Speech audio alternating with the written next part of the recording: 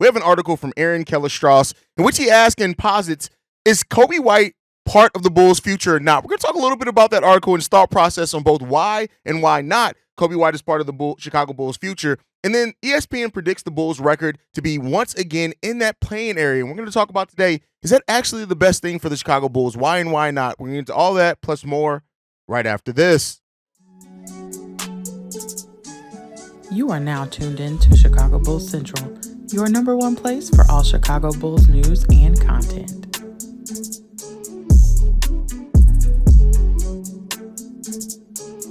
What's going on, Bulls fans? Welcome to another episode of Chicago Bulls Central, your number one spot for everything Chicago Bulls related. I'm the host there, Haize, but more importantly, you guys can follow the channel at Bulls Central Pod on every social media platform we happen to be on. With that being said, let's go ahead and get into this content for today, y'all. And so I wanted to start this off talking about this article from Aaron Keller-Strauss in regards to Coby White. Is he part of the Bulls' future? Is he not? We're going to lay out, of course, then I'm going to get into my thoughts on it, but he talks about how Coby White is a good but not great player yet, right? But that he is representative of the fact that the Bulls have lacked a true star for years, and that's kind of the baseline of this article, right? And he also talks about how some Bulls fans believe that there's another level to Coby White's game, that he could take it to a star level maybe next season. And other people who do think that Coby White maybe should be traded while his value is at an all-time high. So the reasons why he gives on why Coby White is part of the Bulls' future is the fact that he made a huge leap last season. He finished second in most improved voting over that. And you look at how he improved every number that he had last year and was just a much better player overall. We know how Coby White's season ended, especially after the injury. He never quite was the same guy. But overall, when you look at Coby White, and this is kind of getting into my own thoughts now, when you look at Coby White and why he should be part of the Bulls' future, this is the question that we're asking, if it is a question, right? A lot of people think that this shouldn't be a question. I actually agree with those people. But because we're talking about it from both sides here, why is Coby White part of the Bulls' future? I look at it like this. Coby White has done everything basically that you should want from a player that you drafted. And his role has changed every single year, and he's adapted to that role, sometimes more successfully than others, of course, right? You look at how when he moved to the bench after we acquired Lonzo and Alex Caruso, Coby White that's where he started seeing his ball handling improving. That's where he started seeing things like his weak side defense improving at times for the Bulls. That's where you started seeing he wasn't scoring at an efficient rate. That's gets into some of the things that we're going to talk about. Are the Bulls doing things the right way? But overall, Coby White has done just about all that. He's only 24 years old. He's on an extremely good, reasonable contract. And the bigger question is that how he's going to fit next to Josh Giddey going forward. That's kind of the biggest negative question in regards to Kobe's game, but that's not even necessarily a negative on Coby. That's on the team construction, right? So if you're asking the question on why should Coby White be part of the Bulls' future, is because he's done basically everything that you asked him to do. Like I said, not a lot of players would have adapted to being known as a scorer coming into the NBA, and then taking that and kind of not being able to be that even coming off the bench, right? A lot of people thought Coby should be traded, right, in that first season after getting Lonzo and everybody. But even then, they were like, oh, well, he can come in, he can be a shooter off the bench. And he wasn't really that. He didn't really get a lot of shots. He didn't score too effectively with the shots he was getting. So that does play a part into that as well. But Coby White, to me, has grown in role. He's grown in everything that's been asked of him. He's grown in just everything. And he is developing as a leader as well on this team. And we're seeing him kind of welcome that leadership role. And you like to keep players around that are welcoming that. Like, I get it. We're a Bulls team that are strive for talent right now. We want talent more than anything else. But at the same time, like, you want to hold on to some of your guys. And while, even if you think that Coby White is not this star level player, which, I've said before, some people have come at me about it. Like, I can't call Coby White a star yet. He had a really big impact for the Bulls, but I need to see it done over multiple seasons, a longer stretch of time before I personally am ready to give somebody that star label, right? That's just my own personal kind of view on that. Everybody can have their own, but that's just how I view it, right? Now, as far as the reasons why they list of Coby White not being part of the Bulls' future, specifically saying while it would be tough to keep Coby White on this team, one of the biggest things that they talk about is that contract that he's due in 2 years, right? And while Coby White's role is increasing, you do got to pay him sooner rather than later. And if he keeps having the type of season that he had last year, you're going to basically max him out. And then, of course, if Josh Giddey performs well this season as well, that's a lot of money wrapped into a backcourt that at that point, unless we're having the success, but, you're not really maybe shaped up to have the most success in that time either. So those are kind of the things that you're looking at. Well, one thing that he does point out here that I haven't even thought of, I've often talked about Coby White's fit next to Josh Giddey in part because of how Coby White shoots the wide open threes. But it's not all going to be wide open. And in this article, shout out to Aaron Keller-Strauss who brings this about in this article. Coby White only shot 36.5% of catch and shoot threes last season. And when you talk about him not being on ball as much anymore, playing with Josh Giddey, theoretically there are going to be more catch and shoot opportunities for him out there. And that's where you start getting into some of the question marks. That's where you start getting into some of the things of wondering, okay, is this fit going to be? Now, I still maintain my original opinion that I think this fit is going to be fine with Coby White and Josh Giddey overall. I'm not too worried about it. But if you are looking at this, and for the people that say, hey, this Coby White, Josh Giddey fit is not going to be as easy as what some people are making it out to be. That's a number that definitely fits to that. And one of the things that Aaron does point out in this article that I really like that he points out is that Ayo Dosunmu in those same catch and shoot opportunities actually shoots the ball at 40%. And then he talks about how with Ayo Dosunmu's defensive prowess that maybe he ends up being the better long-term fit next to Josh Giddey. And while I don't believe that, again, like I said, I think that Coby White or I hope that Coby White and Josh Giddey are going to be able to work together as a unit. I mean, looking at the data, there's more than enough reason to understand why Aaron may point that out. So again, overall, I'll say this is that in talking about Coby's long-term fit here in Chicago, and if he is the guy who's going to be here long-term, why and why not he should be part of the Bulls' future, it's not as straightforward as what some people would think. But like I said before, I am not too worried about it. I think that the Bulls reward Coby White. I think, for a lot of reasons as far as looking at this franchise as well, yeah, they didn't draft Coby. Make no mistake about it. This front office didn't draft Coby, but they did give Coby this contract. They have kept Coby around at times where they could have looked to move him to do whatever. They've believed in him. And so I think, unless there's like a coaching change and that coaching change changes the style, or you get lucky and let's say you get a player in the draft where, maybe the forwards aren't on the board, but the best player on that board is a shooting guard that maybe even is a better scorer in isolation or whatever else, or catch and shoot that maybe pairs next to Josh Giddey long term. Maybe the Bulls may be forced to look at some things that time, but overall, it's just an interesting article. And I know it's not something that I personally agree with, like the whys nots as far as Coby not being part of this Bulls future.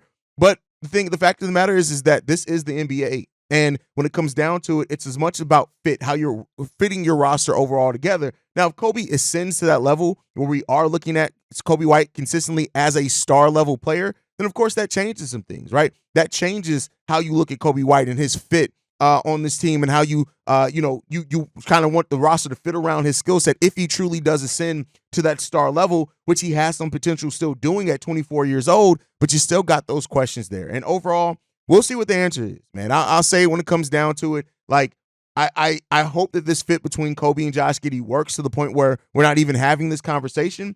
But in seeing this article, I felt like it was a extremely interesting article to kind of look at and break down. And it was a fair question to ask. Not necessarily, I don't have to always agree with what the topic of the article is or even kind of the thoughts in it to understand that it's a conversation to be had there. And so let me know what you guys think on that down below. What do you think about as far as the reasons why and why not Coby White may be part of the roster? Do you think that that the Bulls do need to take advantage of his value contract by moving him while he's still this young? Not this first year. I think you want to take a look either way at this year with Josh Giddey, but it goes back to kind of our topic yesterday and saying, what do the Bulls do if Josh Giddey and Coby White don't fit together? And that's a question. And I even saw some people say, well, if Josh Giddey and Coby doesn't fit together, that means that you absolutely can't re-sign him this offseason. And unfortunately, and you're looking at, I get that in the Bears' bones thinking of it, but when you trade one of your best trade assets, you're going to want to try to sign them to a contract extension regardless, and then try to move them to another team to kind of recoup something, not just let them walk away for nothing. So, or you can still do a sign and trade as a restricted free agent as well. So that's some interesting thought process. I always like bringing kind of even counterpoints to my own thoughts on it. You guys can let me know what you guys think down below on that one. With that said, let's move into this next topic. So ESPN has predicted the Chicago Bulls to go 30-52 over the course of the season and still be in that area of contending for that play-in spot. And I want to talk about that a little bit. While like the Chicago Bulls are rebuilding, but we have to ask ourselves, like, are we right now, are we at the right place to really kind of take advantage of everything? Now, some people are going to have the common thought of, hey, if you make the play-in tournament, you do it, It's all solid. It's perfectly fine. You're doing it because of your young players. But then, of course, you have to look at Vooch and Zach LaVine. How much of a part did they play into the Bulls? If they do end up contending for a playing spot, how much did they play a part into it, right? Do we move them? Were they no longer off the roster? Was it just because of the young guys? Did Jalen Smith ascend to a level of being a starting center? And people look at that and ask some questions on that. Now, I would say this. If the Chicago Bulls make the play-in, I won't necessarily say that it's a fail. You know, in yesterday's episode, I asked what are the things that you look at from this team that will make this season a successful season? And one of the things that I said, the most important thing for the season to me is development. Development. If you develop, that's the most important thing to me. But even taking it outside of that, right, is that if you do make the play-in, it's how you make it. Did you make it because your young guys ascended to a level to where they are now this solid core that you're looking at of being able to at least get to the play-in or maybe above every single year, and you just need to keep adding to that team? Or did they do it because of just how bad the Eastern Conference is? That's another way to look at it. And some people are going to say things like, well, you want to get your young guys experience. And, you know, I'll say this. Josh Giddey has played in the playoffs before being part of OKC. Jalen Smith has been in the playoffs before, I think even getting so far as an Eastern Conference Finals prior to that. Coby White, Ayo Dosunmu, Patrick Williams, they've gotten to play-in tournaments before. So if you just get to the play-in tournament level, how successful really have you been, or how much experience are you really getting in this team? Because, again, they've been there before.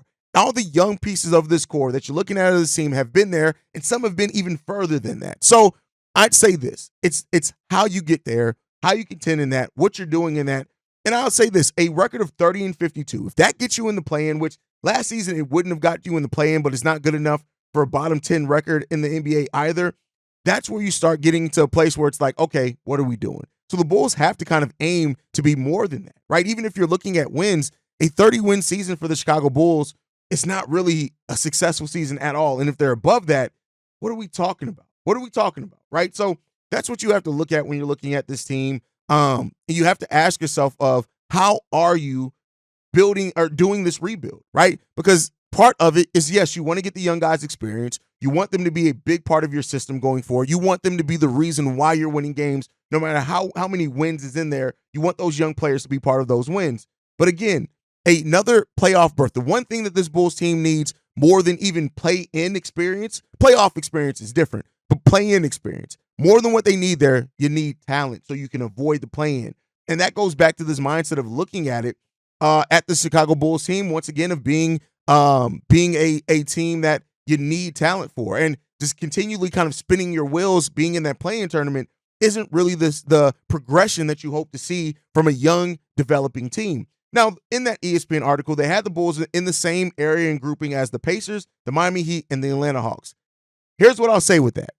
I still see, and maybe that's me just looking at Heat culture, still see the Heat. I still see the Pacers being considerably better than the Chicago Bulls. The Atlanta Hawks, we'll see how things go there, right? But that's how I personally look at it. I know not everyone shares that opinion. That's perfectly fine as well. But it's just, once again, if the Bulls go to the play-in tournament for the third straight year in a row, what's really the value in that is what you have to ask yourself. Now, again, I'm not saying you should aim to miss the play-in. I'm not saying you should aim to lose games. I'm not saying that at all. You should fight to win every single game. But if these players don't ascend to a level where it's past the play-in, what are we really gaining from that? Unless, like I said, if it's that they're playing great, they just, they don't know how to close out games. That's why they're losing, because those are things that you do learn over time. So it's how you get there. I won't necessarily say it's just if they only make the play-in, it's a fail. But again, it comes down to being in that area, at least, where you have to ask yourself, what are we doing here? And that's just where I sit with it. Again, I don't expect everybody to agree. I don't expect everyone to see this and then automatically say, yeah, Haize, you got it, because I don't, right? I'm just going through my thoughts and kind of looking at that. But overall, I think that another season of mediocrity for the Bulls is another death knell. And I would almost say that I'm almost more willing for the Bulls to be bad than for the Bulls to just be mediocre again, so that they can get to that level of again, not saying that you should aim to be bad. There's a very big difference in that. But you also, I think overall, you got to ask yourself, the front office, when it comes down to this, it's how aggressive is this front office going to be going forward? That's something I've talked about over the last couple of weeks, basically, is that this front office really can't sit on their hands as much. I'm not saying you need to make a bunch of trades every single year at the trade deadline. I'm not saying you need to make a bunch of signings every year in free agency, but you got to be a little bit more aggressive about improving this team and going out and getting guys that contribute to that than what you've been during this last 3 years. You just have not been very aggressive. And even when you were trying to contend, right, you weren't being very aggressive at bringing in things to that team that team was severely lacking. And that's what also hurt you in some areas. And that's what the Bulls have to look at this time. What do you get and how and where are you? And that's a question that I'm not sure if the Bears are fully ready to answer, right? If the Bulls are not fully ready to answer, but overall, wherever we're at, this team has to be more aggressive at getting us to the goal. And if that goal is getting a superstar level talent in the draft, you got to be more aggressive about going after that. If your goal is getting to the playoffs, which can also be through getting a star level player, but if it's getting to the playoffs year in, year out, you got to be more aggressive in how you build your roster to get there. You can't have the stagnation that we've had as a team for the last 3 years going forward into this. You've given yourself kind of a new lease. You've done the right thing in going younger. But now how do you support that making the right decision and going younger with your subsequent moves and aggression levels? That's what comes down to it. I don't think anybody, doubts that the Bulls going younger was the right thing. You had a team that was spinning its wheels. It was getting older every single year, more players over 30, and you were sitting there getting a worse record year in and year out. I understand that. Going younger was the right decision. Never going to say that wasn't. That was the right decision for me. Many Bulls fans agree as well that was the right decision for the team. But now, how do you support that? What's the next steps that you'd have along your process to get you further? That's what you got to ask yourself. And it comes down to this front office being more smart in their moves, being more successful in some of the moves that they were, and finding a way to be aggressive. Because guess what? In this Eastern Conference, with the teams that we have that are going to be actively tanking, it's not going to be easy to bottom out and just keep your top 10 pick. Not this year. Now, going forward in years where we don't have that protection anymore, you be where you're going to be. You're going to keep your lottery pick. But you got to kind of be aggressive in picking a direction and sticking to it and seeing it out. That's kind of the thing that you have to do here. But let me know what you guys think on that down below. Now, before we go, me and Pat had a conversation over on Locked On Bulls in regards to who has the most pressure on them. And we talked about players. We talked about the coach, Billy Donovan. We talked about everybody. I'm not going to rehab that conversation here, but I'm going to say this. There are tons of players that have their own level of pressure in this team going into next season. Coby White, can he do it again? Was it a fluke season? Can you take your game to the next level with having more opportunities?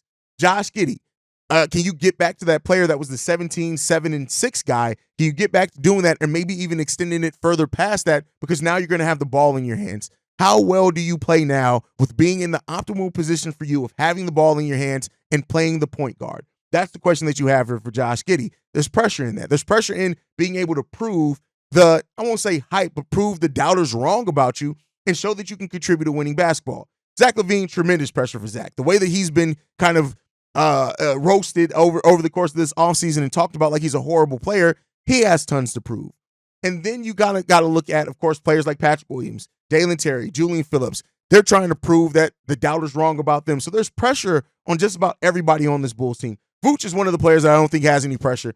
Vooch is who Vooch is. And at this point in his career, Vooch is going to be who he's going to be. He has his money. It's going to be what it's going to be, right? So that, and then Modest Bucilis, I think as a rookie as well, he's going to put internal pressure on himself, I think. And then Billy Donovan, can now going younger, do you have a roster that fits yourself more? Can you be successful with going through a rebuild in a lot of ways where you didn't want to go through one before? But the thing that I would say, the group that has the most pressure on them, talk about the players, we can talk about the coaching staff, we can talk about anybody else, but it's the front office. Because this front office has, at the end of the day, you are the person who chooses the coach. You're the group that chooses the players. You're the group that drafts people. Everything comes back down to front office. And when you don't have a front office that you have faith in, it's hard to have faith in your franchise, right? And that's where a lot of Bulls fans are right now. They don't have faith in AK and Eversley. They don't have faith in this team being able to do what it's taking. Now, they don't have faith in Billy Donovan either, right? But they don't have faith in this front office. And that's the group that I think has the most pressure on them. And yeah, it's from Bulls fans. It's not from ownership. I've said it before. AK and Eversley, it's not what AK specifically. Eversley may take another job as a president, but AK is going to have this job as long as he wants it, basically, until they took John Paxson to go to the ownership and say, hey, I can't do this no more, to get him out of there. No, your posters didn't do, your billboards didn't do shit for it. It didn't do anything. Even not showing up to games didn't really do shit for it. The Bulls falling out of the top 10 in attendance didn't do it. It had to take John Paxson going to ownership and saying, I don't know how to do this anymore, right? So AK is going to be in this job basically until he's forced out, but he should have pressure on himself because guess what? You failed. In every goal that you have set for yourself, AK has failed. As a person running this organization, he has failed. And that's by his own measure. That's not by fans. It's not even by my own. That's by what he has said. You talk about improving every single year. We've gotten worse every single year, right? Every single year we've gotten worse. He's talked about development. Development has been hit or miss with some people, right? So I think the person that should be under the most pressure, and that's going to have to be internally and, of course, from fans, comes down to Arturas Karnisovas. That comes down to it. He is the guy with the most pressure on him right now because he has to find a way to build something that's sustainable. And if not, get off the fucking seat, right? That's what it comes down to. So, in talking about that pressure conversation, kind of thinking about it a day afterwards, it really does come down to AK has to put pressure on himself to succeed. And let's hope that he can find a way to do it. But that's my time for today, guys. Make sure you guys are following the show at Bulls Central Pod. You can send us any feedback, questions, comments, concerns. bullscentralpod@gmail.com. Lastly, if you want to leave a text message and our voicemail for the mailbag, the number to do so, 773-270-2799. We're the number one spot for everything Chicago Bulls related, thanks to you guys. And like I like to end every episode on, go Bulls. Love you guys. See Red if you can. Y'all get those voicemails in, by the way. Tomorrow's the mailbag day. We got a lot, but get more in. 773-270-2799 for the number one spot for everything Chicago Bulls related. Love you guys. See Red. Y'all. Peace. This has been a presentation of the Break Media.